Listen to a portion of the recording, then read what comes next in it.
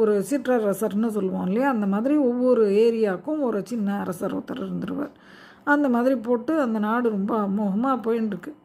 அப்போ திடீர்னு ஒரு வியாபாரி ஒருத்தன் உள்ளே வந்தான்.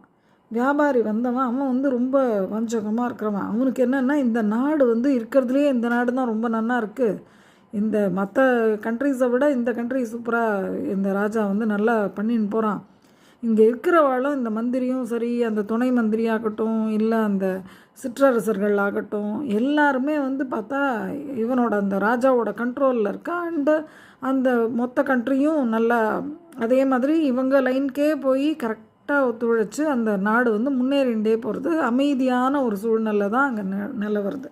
ஸோ நம்ம வந்து இந்த நாட்டுக்குள்ளே நம்ம போய் வியாபாரம் பண்ணணும், முடிஞ்ச வரைக்கும் நம்மளுடைய இதை வலையை வீசி நல்லா நம்ம வந்து திறமையை காமிச்சு நம்ம மேலே வரணும் அப்படின்ட்டு இவனுக்கு ஆசை. அதனால இவன் இங்கே வரான். ஆனால் இவனை வந்து என்னென்னா, இவனுக்கு சூழ்ச்சி, இந்த பேராசை, வெளிவேஷம் போடுறது, இதெல்லாம் நிறைய இருக்கக்கூடிய ஒருத்தன். இவன் வந்து டக்குன்னு எல்லாரையும் கவர் பண்ணிவிடுவான், அட்ராக்ட் பண்ணுவான். ஆனால் இவனுக்கு பேராசையும் ஜாஸ்தி. கொஞ்சம் கிடைச்சாலும் இன்னும் வேணும்னு ஆசைப்படக்கூடியவன்.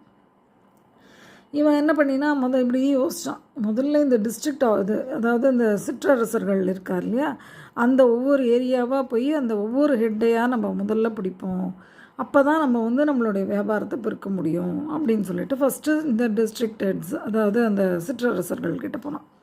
போயிட்டு ஒவ்வொருத்தர்கிட்டயே இந்த மாதிரி நான் இந்த மாதிரி வியாபாரம் பண்ண முடியும், இந்த இதில் ஊரில் வந்து இப்படி பண்ணினா மற்ற ஊரில் இருக்கிறவங்கள்லாம் கூட இங்கே வந்து உங்ககிட்ட வாங்க ஆரம்பிச்சிடுவாங்க, நம்ம வந்து நிறைய லாபம் பார்க்க முடியும், உங்களுக்கும் என்னென்ன வேணுமோ நான் அதெல்லாம் பண்ணி தருவேன், இங்கே பாருங்கள் இந்த கல் நீங்கள் வச்சுக்கோங்க, இந்த வந்து ரொம்ப விலை உயர்ந்த ரத்தின கல், அந்த மாதிரி ஒவ்வொன்றா சொல்லி அவனுக்கு கொடுத்தான். அப்புறம் என்கிட்ட 2 குதிரை இருக்குது, இந்த குதிரை வந்து உங்கள் இதில் நாடுலேயே இல்லாத அளவுக்கு ரொம்ப சூப்பராக இருக்கக்கூடிய குதிரைகள், இது வந்து நீங்கள் உங்கள் சேரியட்டில் வச்சுன்னு நீங்கள் போயிட்டு வரலாம், எங்கே போகணுன்னாலும் எல்லோரும் உலகமே ஊரே திரும்பி பார்க்கும் உங்களை, இவ்வளோ நல்ல குதிரை, இப்படி குதிரை போட்டு இந்த இதில் வராருன்னு பார்க்கும், இப்படிலாம் சொல்லி ஒவ்வொன்றா அவன் அட்ராக்ட் பண்ணுறான், கொடுக்குறான். உடனே அவருக்கு வந்து முதல்ல இதெல்லாம் வேண்டாம், நம்மளுக்கு நம்ம ஸ்மூத்தாக தானே போயின்ட்டுருக்கு, இந்த இவன் எங்கேருந்து வந்திருக்கான், வெளியில் வேறு நாடு பேர் சொல்கிறான், அங்கேருந்து வந்திருக்கான், இவனை வந்து நம்ம அக்செப்ட் பண்ணக்கூடாதுன்னு நினைக்கிறேன்.